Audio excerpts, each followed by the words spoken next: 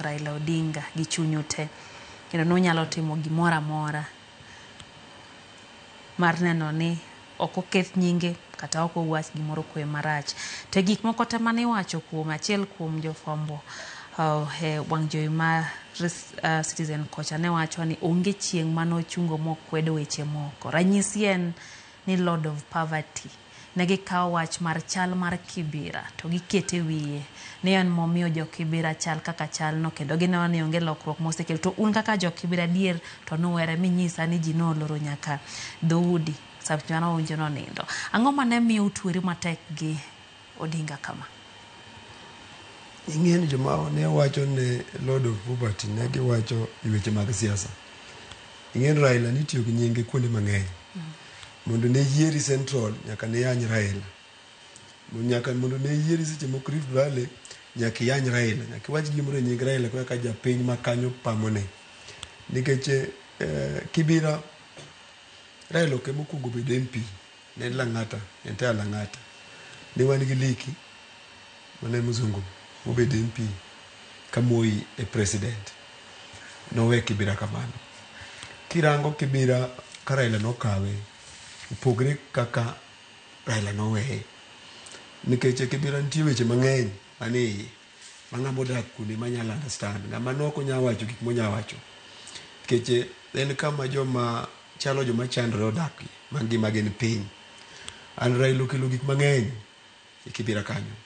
Kibera kanyo masani tend Raila ka mbunge wan gi NGOs mang'eny ma Raila nokelo.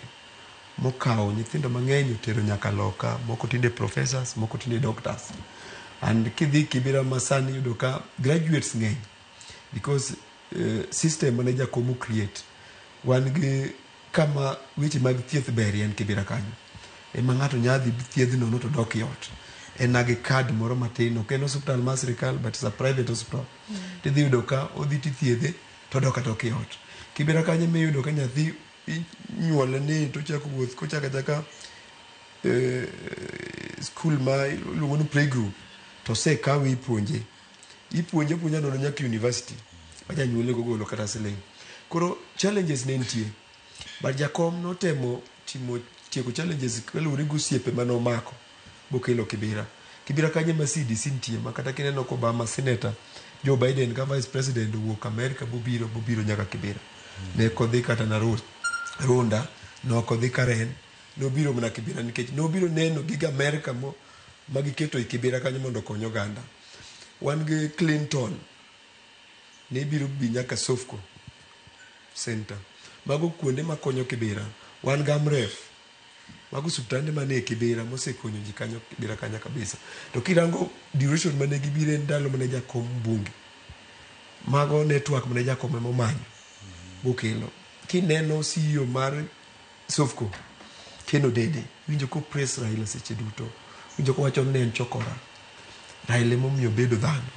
Koro mago gik mane Jakom okelo moweyo Kibera kanyo. Koro kata ka nineno ka wi mabade go richo but joma nitie nyithindo manyuol wi mabade go gin gi future moro mbele. Makinyi yudo ka sani moko nyiewo jonyuol gi udi Karen, moko nyiewo jonyuol gi udi Runda, moko tero South Sea, onyiewo jonyuol gi Ogede mondo mi ka giparo ngima ma giwuoki baka ma gichope. Project mang'eny ma Jakom kata kirango Kenya Railways, Kibera ni mar Kenya Railways ogere udi mang'eny kabisa mag affordable. Utego kel because usiano mane Jakom go World Bank. And in fact yudo ka achiel ichulo mna 1000 per year japiny odakie madak yudo kama chielo nikech en ot makidhi Jamhuri Estate yudo siling 11,900. But Kibera to chule siling 1,000 higa emo chulo kende. Gimonya chulo mopogre mano na pimo tiyogo kod stima modong odaka. Koro mago ngima mane Jakom okelo. Jakom ochako kelo upgrading ka Kibaki president and prime minister high rise. Jowago chulo 2,000 per month. It is a 2-bedroom house. Makenya yudo kamora mora. Kidhi Nairobi women, Kenya women ni Lang'ata women, one gap reading no ger kanyo. Ngaman 2-bedroom chulo na 2,000 per month. Jakom nen chunye nen Kibera no geru ute manyasani mano chak high rise. To nikech jowa moko neno ka Kibera no en girgi oganda moko nowuok bodhi court bo stop that project ma project nochung. Apani sirikand Uhuru ema ne ochako chake bochako we Ruto nyokawe. Wan gi ute kacha mang'eny kabisa man gi 11th floor gin ute mang'eny matingo population maduong'. Mano ne idea ma Jakom mane dwan Kibera obed maber. Kibiro ndalo handshake mar go Uhuru, kibiro sani Kibera ng'ama nodhi Kibera 10 years ago kidonjo kata ka twekene to nyari winyi sani kech en kama kata stimo lal to sani dhi yudo ka lights ni kama nyayudo ka Runda ni mudho, Lang'ata ni mudho, but kidhi Kibera tidhi yudo ka streets go te nitie solar lights mani streets go. Wan project kanyo mane Jakom ochung'ne kibiro ka Mkunji ground kanyo wan gi human need project mas chiwo pi Kibera kanyo. Kidhi Lang'ata biro yudo ka pi uso jerican ma 20 liters uso 20 bob, but Kibera to pod inya yudo pi ma siling 2. Seche moko be yawo ne jopiny tuo menono. Mago project mane Jakom no initiate bokelo bokawo time ne bodhi ka Kenya Railways bowacho ni gino konya ka teme paka dhon malo Kenya Railways but akwayo oger gima duong' kanyo kabisa konyo jowa weche mag sako banking, table banking, mine holo loan kanyo kata percentage interest ma 10%, the same to Sofco sako. Koro mago project mane Jakom okelo ka lure kaka noyudo Kibera ka chal nodwa no uplift kata koko chenjo gi udi go dichiel, but joma ni iudi nyithindo monyuol kanyo biro chenjo Kibera kalure gik ma gisomo, gik ma gitimo. Koro pan mano gik mane Jakom timo. Jakom kodonjo mbunge ma Kibera ne onge high school. Owe ka Lang'ata high school nitie, ne wan gi Olympic high school, mago skunde mane Jakom initiate bokel. Bomiyo Kibera sani nyathi ok nyal wuotho mabor ka dhi school. Owuok e ot to wuotho distance mar 100 km ama 200 to ni school kendo somo to duogo e ot. Koro Jakom no initiate gik mang'eny. Wan gi Rail Educational Center nigi high school kanyo ma standard man gi equipment ma seche moko onge kata alliance. Kidhi kata lab mag skunde go well equipped.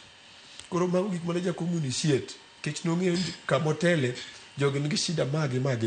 Ng'ama noko to nyane no ni gimotimo onge nikech seche moko ringo gi ndege malo to neno ka wi udi ka kwar. But kibiri donji Kibera kanyo nitie gik mang'eny mang'eny mochenjo ngima ji. Mano gik mane okel kalure gi loch mar Jakom Raila Amolo Odinga. Issue machielo mar udi, apan Kibera idhi yudo ka gin ute ma seche moko iluongo ni substandard. Gin ute manoger seche moko ka moko mabati, moko muon gi lowo, but idhi yudo ka seche moko ng'ama noloso odni ne chajo odni siling 5,000 ama 7,000. To kidhi kata ka rent tribunal to giwacho ni ma ot mwinjo be ni chajo siling 350. Koro Jakom ka nodonjo nowacho ni onge ka jomodak ka nya hinyre to these people ok chul rate mar sirikal, onge gima gichulo sirikal, lowo yudo nono, chief omie space obaso mna gire no to overcharge. Yonge nokelo Moi kanyo to ne gimomiyo jowa hinyore. Kane nitie ot mane chajo 5,000, Moi nodwoko nyaka 2,000 mondo olingana gi ngima ma jomodak kanyo. Kik jomodak kanyo med hinyre kabisa nikech gin gi chandruok mag ute midakie. Koro Jakom no initiate gik mang'eny Kibera kanyo. Ng'ama noko ok nya nene, but wa jomo osebedo Kibera kanyo wang'eyo. Kata wan gi molokre nikech Jakom. Seche moko ne be nonge Raila, dakuluonga ni chairman. Be seche moko na tin nokang'ena nyago Raila simbu mak. Seche moko buogo jomoko. But noketo environment ma seche moko jaduong' moro ma seche moko ok nyal expect. But gocho ne bunyise gima Kibera en. Mondo gocho ne gokinyi ibiro chiew nadi, ang' matimore. Ini chiew iwen Jakom kia information to ng'eyo te. Koro noketo environment no maber ni jowa. Bomiyo jomatindo obedo gi hope moro ngima ni kata kiny pod odiechieng' gima nya change. Yes. Ono ndaka ng'wen kendang' na mi